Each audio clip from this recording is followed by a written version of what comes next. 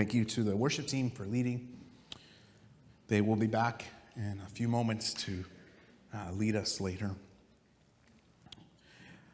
For those who are using the YouVersion app, we do have on there live. If you're watching live in the moment, we have it available to watch on there, or the sermon notes on there.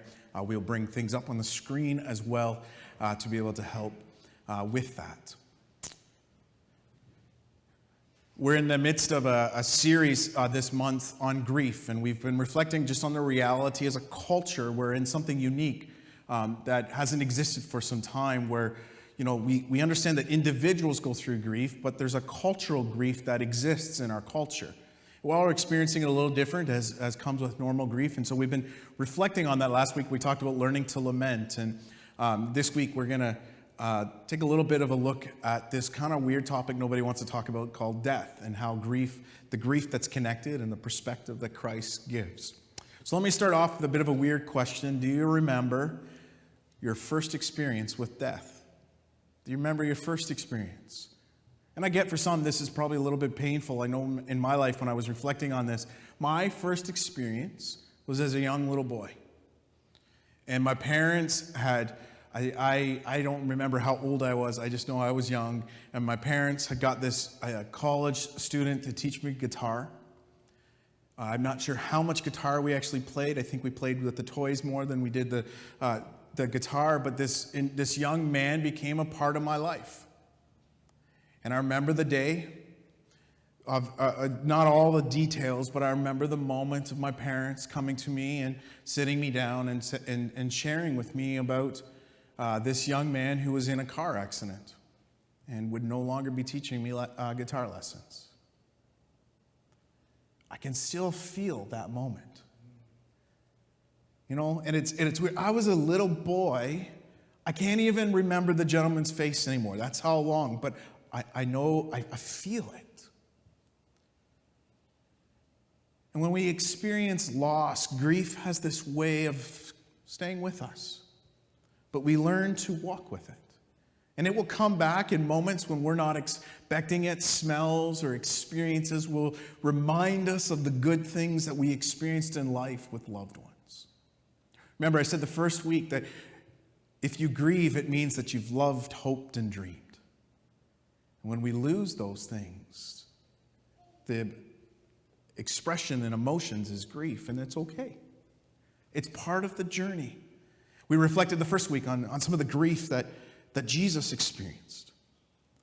And part of the challenge of this series is to say, hey, it's okay to talk about these things. One of the books I read said, talking about death won't kill you. But we live in a culture that doesn't want to talk about death. We live in a culture when someone passes, we're not going to do a funeral. And it's just as if that person was never there. And I often challenge families to say, no, you need to celebrate what was. It's part of the grieving process. And some of us grew up in families where let's face it, we didn't have a good example of grieving.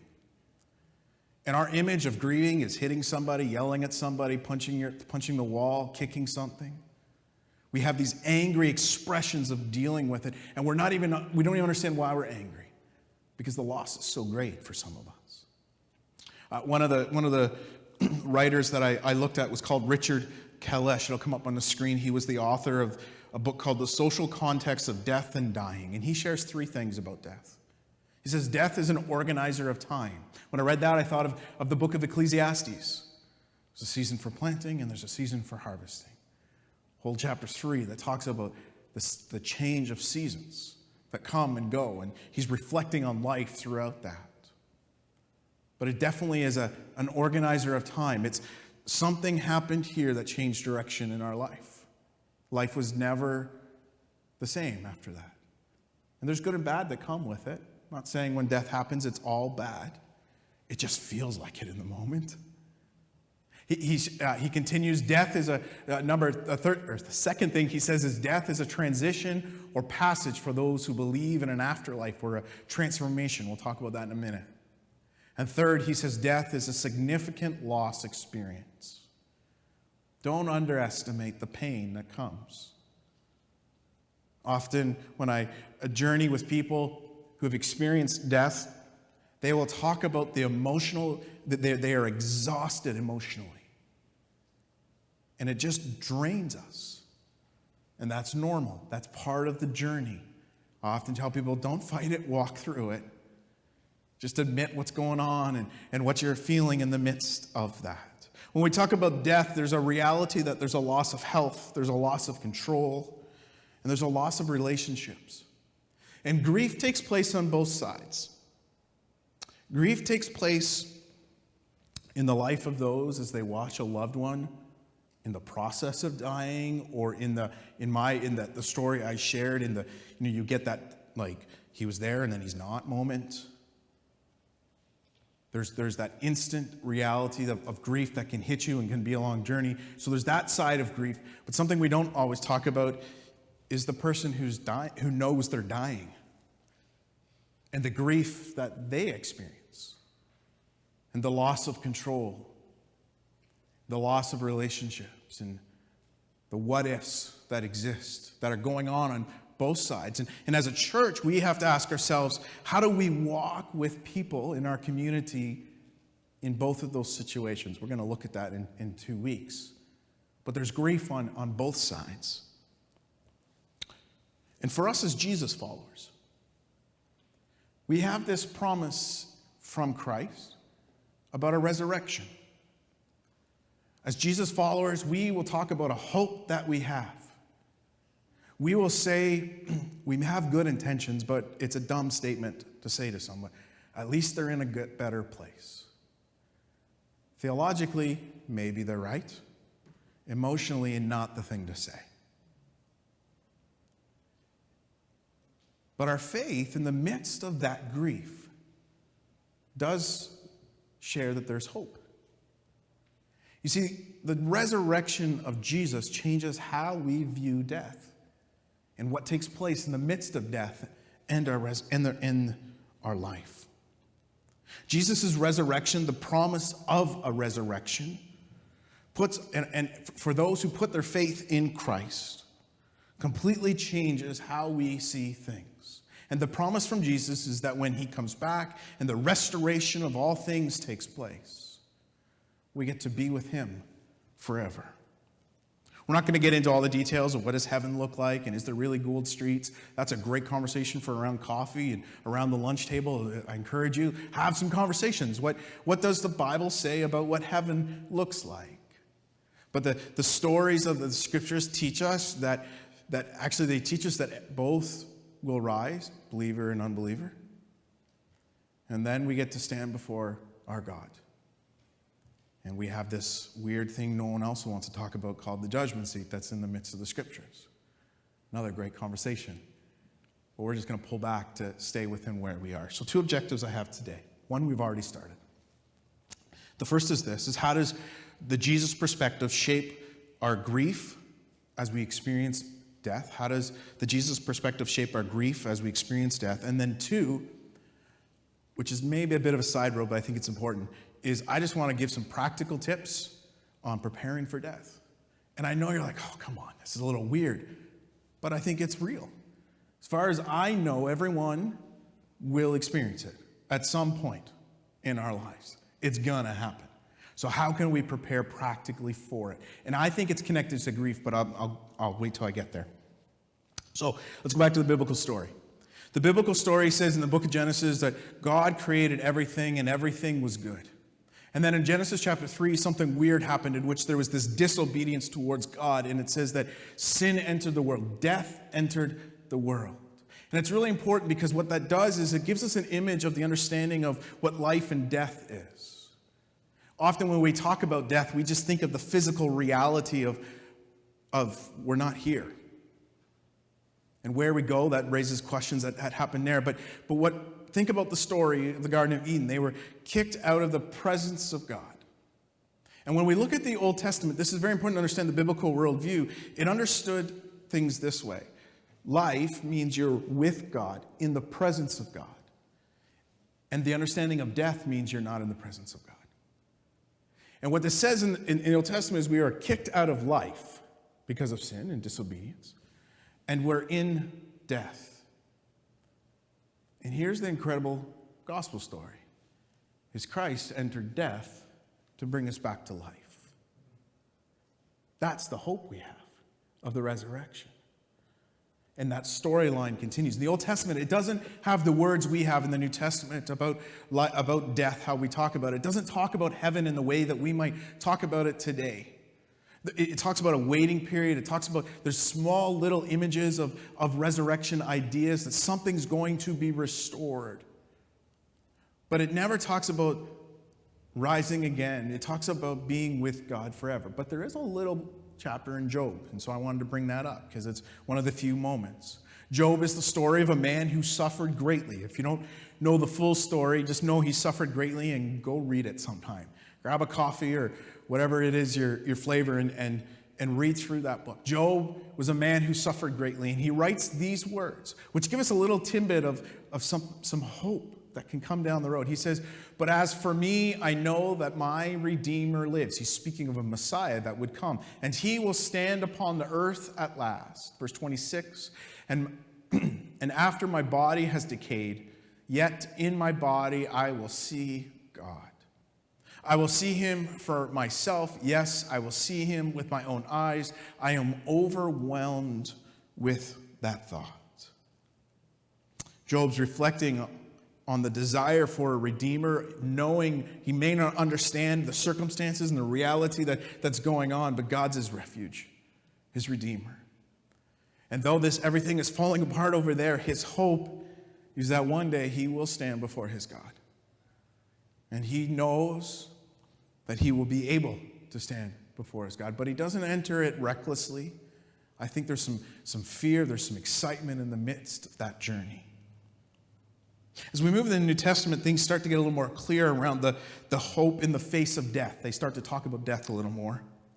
And the resurrection is key to understanding this conversation around death, because the resurrection of Jesus brings a new perspective for the New Testament writers as they reflect upon death. They say that death, yes, is still an enemy. But then they say Jesus has conquered it. Think about baptism for a moment. Baptism is this imagery. You know, we have our, behind the curtains back here, we have a tank. When you go down under the water, well, let me throw this out there. So you got to yell really loud because the people at home won't hear, but I'll repeat it. What does going under the water represent in baptism? Death. That's right.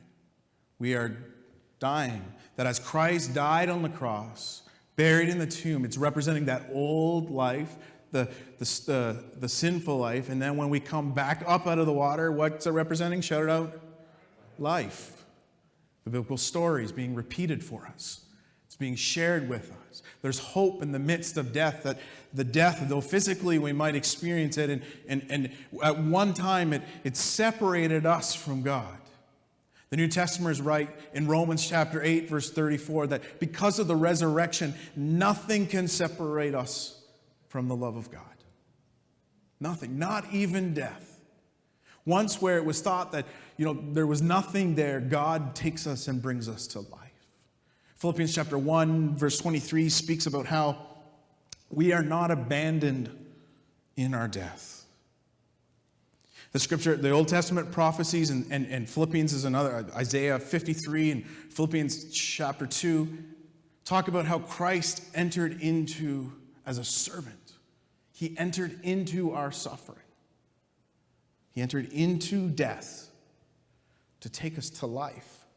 1 John says he has transferred us from the kingdom of darkness to the kingdom of light. And so there's a hope that exists for us. But in the midst of the hope, there's still grief. There's still pain. Matthew chapter 5,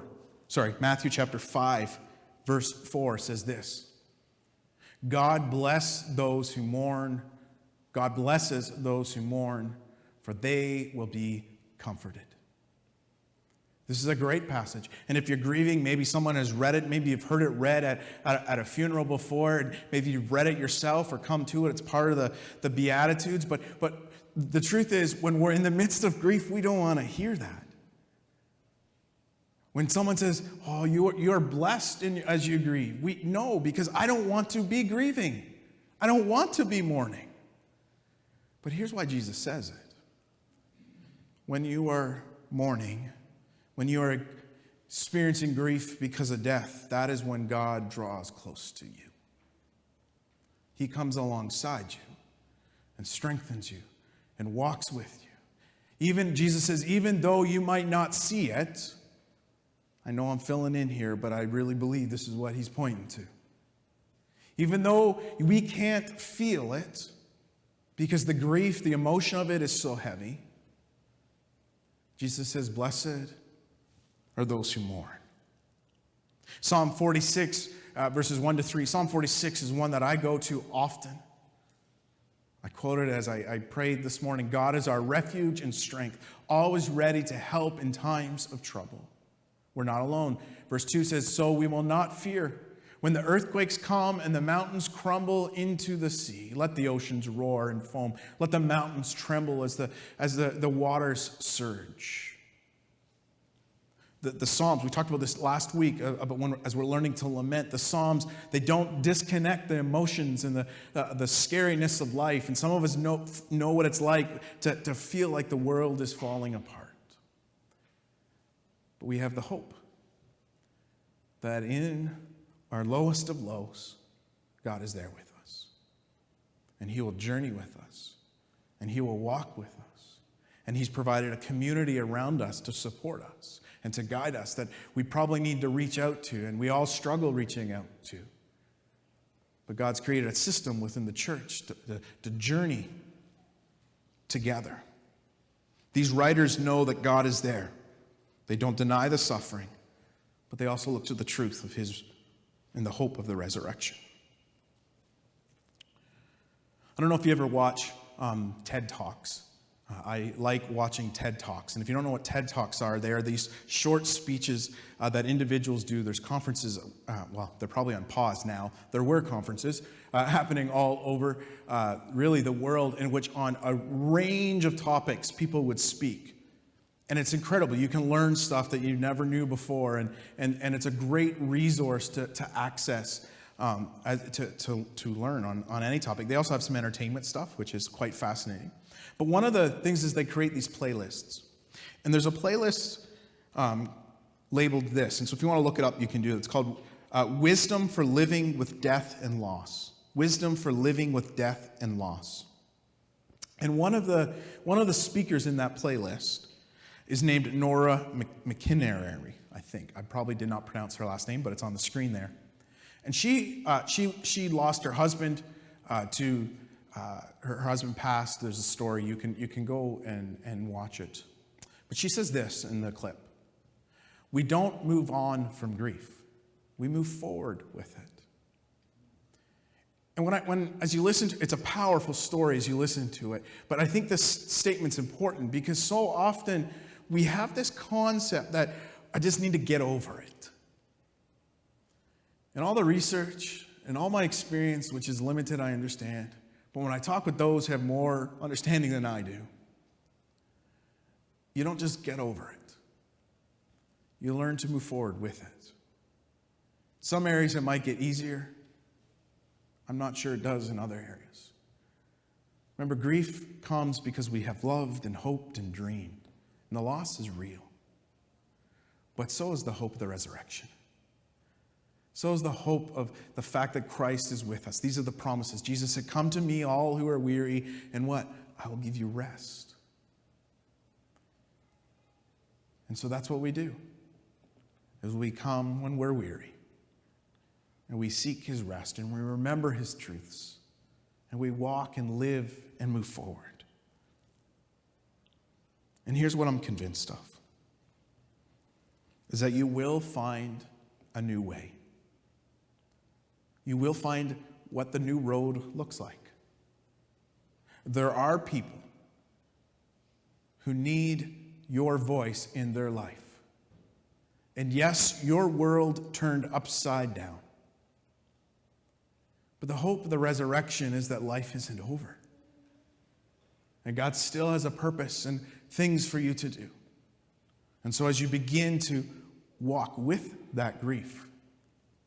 Let me encourage you to go slow. As you walk with other people who are in the midst of grief, go slow and be a person of grace and love in the midst of their life, reminding them that their identity is rooted in Christ, not in whatever else or someone else, but our identity is in Christ, and thus we can continue.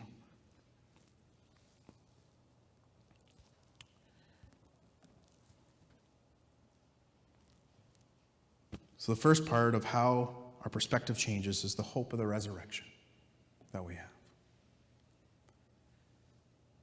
Let me just sidestep and talk about some practical stuff, because I think this is important. We have the hope, that's important, that helps us start to walk forward, but I think there's some practical things, and what better opportunity to be able to talk about it. I don't think I've ever heard in at least a teaching from Sunday, the practical stuff. And so I want to challenge us on the practical stuff. And here's why I think we need to talk about end-of-life planning. We're talking about grief. One of the things I've noticed is those families who have had the conversation and the families who have not had the conversation, there is a significant difference in stress levels between them. Those who have had the conversation, everything's written out, so you just follow the plan. Now, trust me, it doesn't always go to plan. But at least there's something there so that they can start to work it out. And those who don't have a plan, I'll let you imagine what happens there, because you can probably figure that out. It's stressful. There are a lot of choices that we have to make when we experience loss in our life.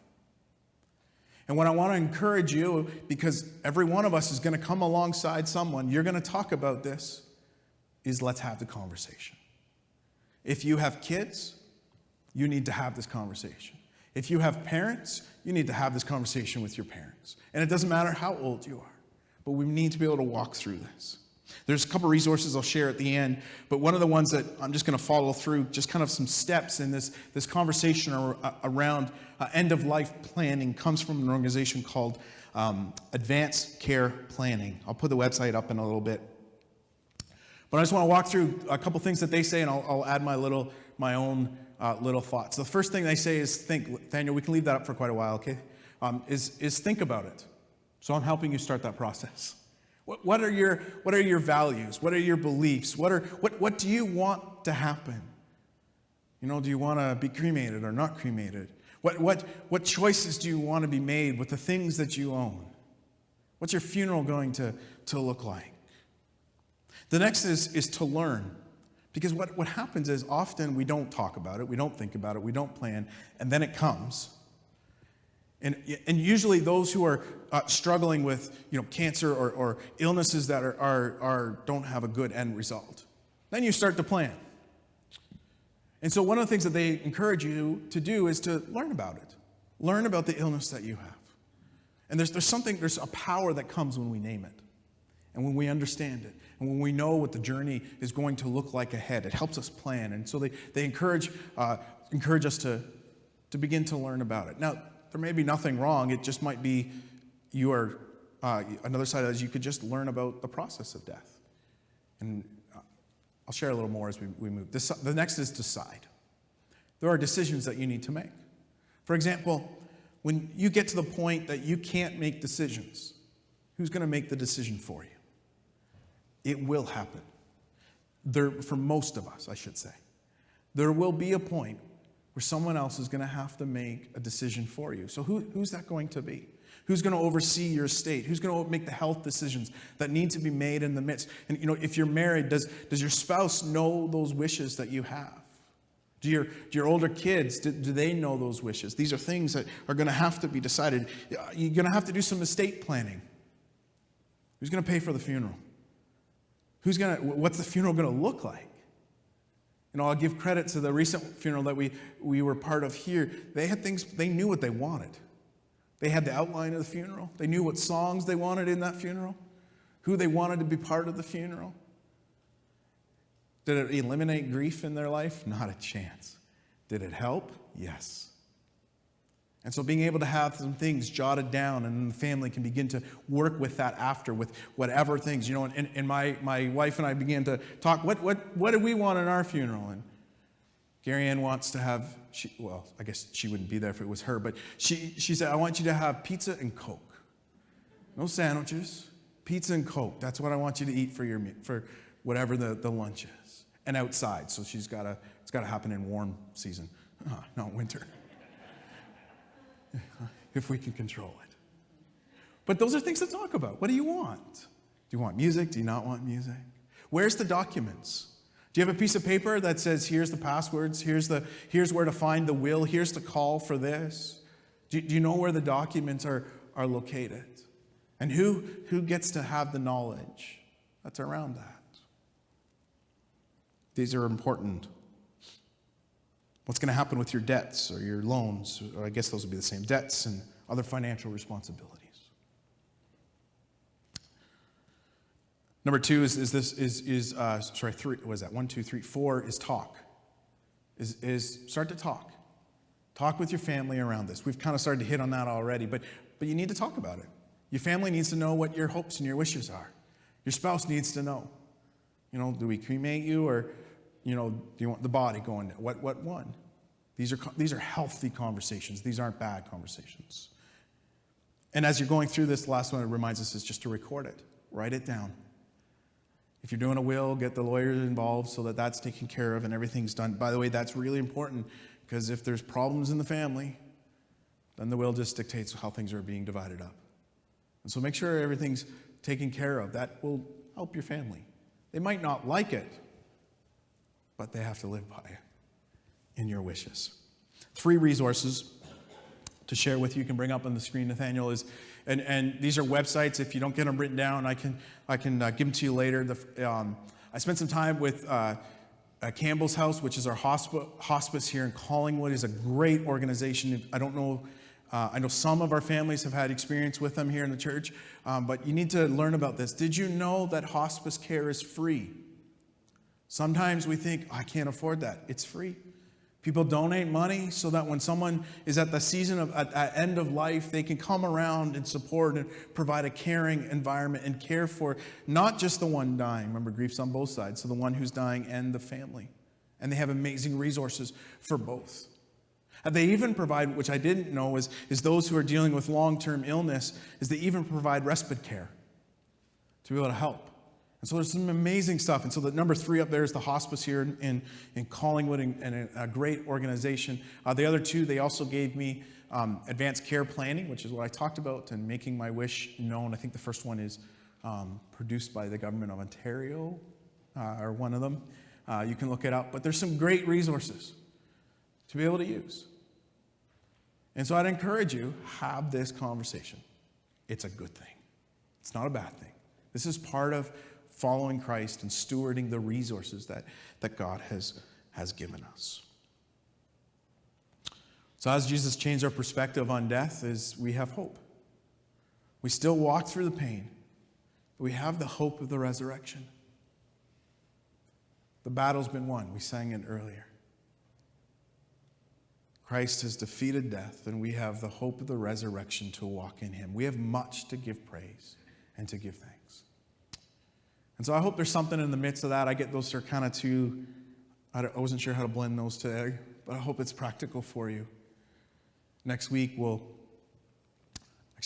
have a baby dedication. So we'll be having that. And so hopefully the Bodiums, just in case you forgot, it's next week.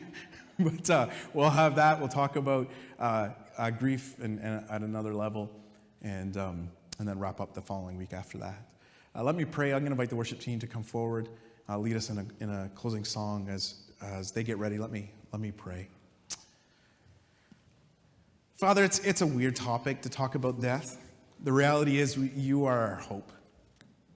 And I pray, Lord, you would give us wisdom to prepare well for it, but also to live well for it. I pray that you would help us to live a life that is conformed to your ways.